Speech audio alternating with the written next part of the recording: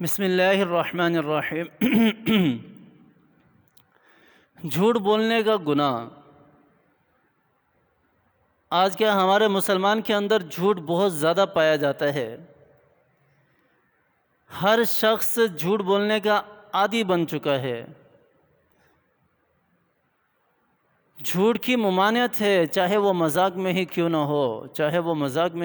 ہو، وہ کسی کے ساتھ مذاق کرنے کی صورت میں ہی کیوں نہ ہو، یا کسی کو ہنسانے کے لیے ہی کیوں نہ ہو، جھوٹ بولنا منع ہے۔ اللہ تعالیٰ نے بڑی سخت وعیدیں جھوٹ بولنے والوں کے لیے قرآن پاک کے اندر ذکر کی ہیں۔ اللہ تعالیٰ نے قرآن پاک کے اندر ارشاد فرمایا، ان اللہ لا یہدی من ہوا کاذب کفار، کہ ہر ایسا شخص جو جھوٹ بولنے والا ہے میں اسے کبھی ہدایت نہیں دوں گا۔ جو اللہ تعالیٰ کی ناشکری کرنے والا ہے، نافرمانی کرنے والا ہے اور جھوٹ بولنے والا ہے، ایسے شخص کے بارے میں میرا رب کہہ رہا ہے کہ ان اللہ لا یہدی من ہوا کاذب کفار، کہ میں ایسے شخص کو کبھی ہدایت نہیں دوں گا۔ اللہ تعالیٰ نے دوسری جگہ ارشاد فرمایا، وَيَوْمَ الْقِيَامَةِ تَرَى الَّذِينَ كَذَبُوا عَلَى اللَّهِ وُجُوهُهُمْ مُسْوَدَّةٌ، اور قیامت والے دن ایسے لوگوں کو دیکھو گے آپ جو جھوٹ بولنے والے ہیں، جو دنیا میں جھوٹ بولا کرتے ہیں نا، اللہ تعالیٰ فرما رہے ہیں کہ قیامت والے دن ان کی کنڈیشن کس طرح کی ہوگی۔ اللہ تعالیٰ فرما رہے ہیں کہ جھوٹ بولنے والوں کے چہرے سیاہ ہو جائیں گے، کالے، کل قیامت والے دن کالے۔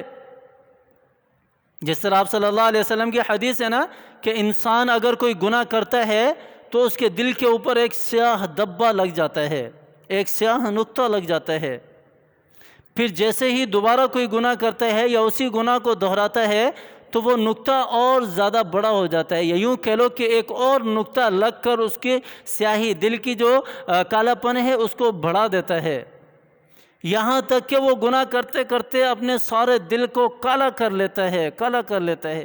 پھر یہ دل اللہ کے احکامات کو قبول نہیں کرتا، کیونکہ اللہ کے احکامات تو نور ہے نا، اللہ تعالیٰ کا علم تو نور ہے نا، اللہ تعالیٰ نے جو علم دیا ہے وہ تو نور ہے۔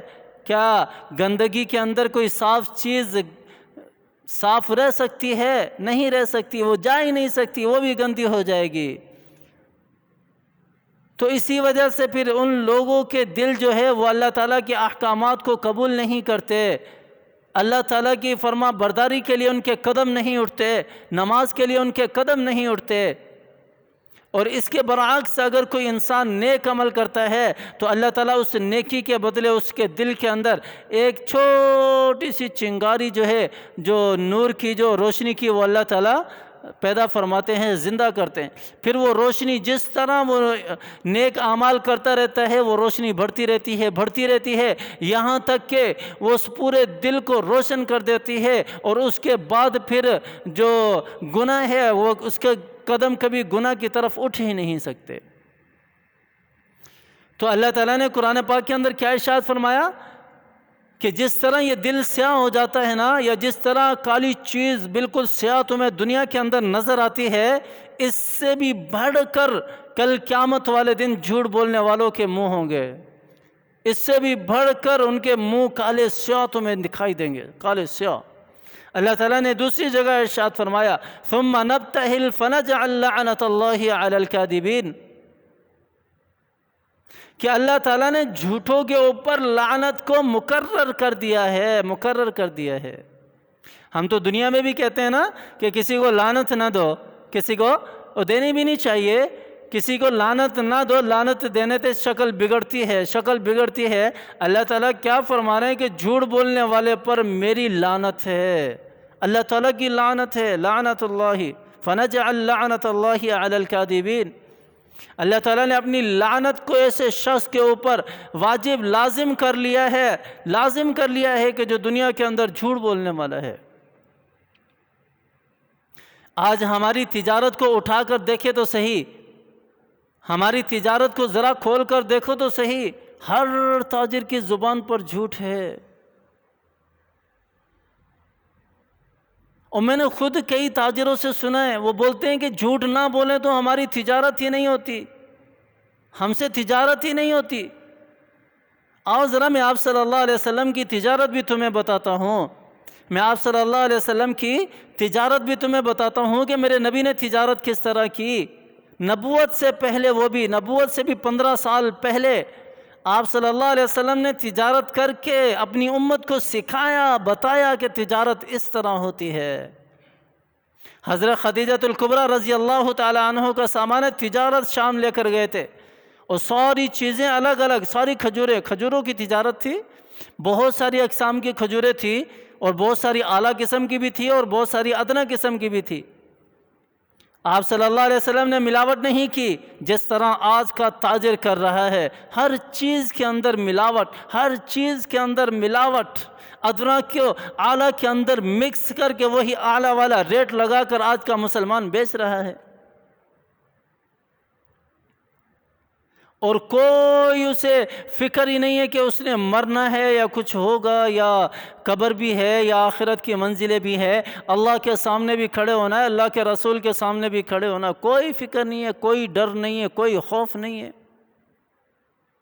تو آپ صلی اللہ علیہ وسلم نے تجارت کی، تجارت کر کے اپنی امت کو بتایا کہ اس طرح تجارت ہوتی ہے۔ آپ صلی اللہ علیہ وسلم نے ساری کھجوریں الگ الگ رکھی، جو بالکل کم درجے کی تھی اس کو بھی الگ کر دیا، جو اعلیٰ درجے کی تھی ان کو بھی الگ کر دیا، اور اعلان کر رہے ہیں کہ یہ کم درجے کی ہیں، یہ اتنے کی ہیں، اور یہ اعلیٰ درجے کی کھجوریں ہیں، یہ اتنے کی ہیں۔ اور اس وقت کے تاجر نعوذ باللہ آپ صلی اللہ علیہ وسلم کے بارے میں کہہ رہے تھے کہ یہ پاگل کون سا تاجر آ گیا ہے، نعوذ باللہ آپ صلی اللہ علیہ وسلم کے بارے میں اس قسم کے کلمات انہوں نے کہے کہ یہ اپنی ہی مال کے اندر نقص بیان کر رہا ہے، عیب بیان کر رہا ہے، اور ہم تو عیب کو چھپا کر بیچتے ہیں، کسی کو پتہ نہ چل جائے، ہم تو عیب بتاتے ہی نہیں ہیں، ہم چیز بیچ دیتے ہیں، فروخت کر دیتے ہیں۔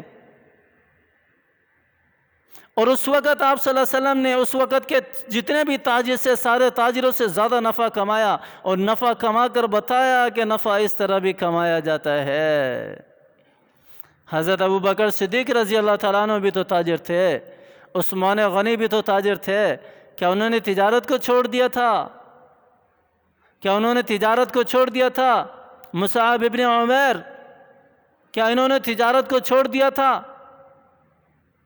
رزق کمانا عبادت ہے، طرز میرے نبی کا اختیار کرو، طریقہ میرے نبی کا اختیار کرو۔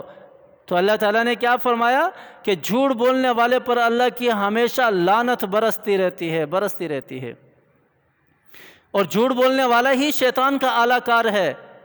اللہ تعالیٰ نے یہ بھی قرآن پاک کے اندر ارشاد فرمایا، هل انبئکم علی من تنزل الشیاطین تنزل علی کل افاک اثیم۔ اللہ تعالیٰ ارشاد فرما رہے ہیں، میرے بندو کیا میں تمہیں نہ بتاؤں کہ کیسا شخص شیطان کا اعلیٰ کار بنتا ہے، کیسا شخص شیطان کے جال میں پھنس جاتا ہے۔ اللہ تعالیٰ فرما رہے ہیں، هل انبئکم علی من تنزل الشیاطین تنزل علی کل افاک اثیم۔ اللہ تعالیٰ فرما رہے ہیں کہ شیطان ہر ایسے شخص کے اوپر حملہ آور ہوتا ہے جو جھوٹ بولنے والا ہے، اور میرے نبی کی حدیث ہے، میرے نبی کا فرمان ہے کہ میری امت کے اندر سارے گناہ جمع ہو سکتے ہیں، 2 گناہ میری امت نہیں کر سکتی۔ کتنی کانفیڈنس کے ساتھ میرا نبی کہہ رہا ہے، کتنے کانفیڈنس کے ساتھ آپ صلی اللہ علیہ وسلم فرما رہے ہیں کہ میری امت یہ 2 گناہ نہیں کر سکتی، جھوٹ نہیں بول سکتی اور دھوکہ نہیں دے سکتی، اور یہ 2 ہی گناہ آج سب سے زیادہ اس امت کے اندر پائے جاتے ہیں۔ کیا ہم آپ صلی اللہ علیہ وسلم کے امتی کہلانے کے لائق ہیں؟ کیا ہم آپ صلی اللہ علیہ وسلم کے امتی کہلانے کے مستحق ہیں؟ اور آپ صلی اللہ علیہ وسلم ہمارے بارے میں کہہ رہے ہیں، ہمارے بارے میں فرما رہے ہیں کہ میری امت میں یہ گناہ نہیں آ سکتے، اور وہی گناہ سب سے زیادہ آج ہم کر رہے ہیں۔ کس کنارے پر ہم کھڑے ہیں؟ کہاں ہم کھڑے ہیں؟ ہمارا ایمان کدھر گیا؟ ہمارا اسلام کدھر گیا؟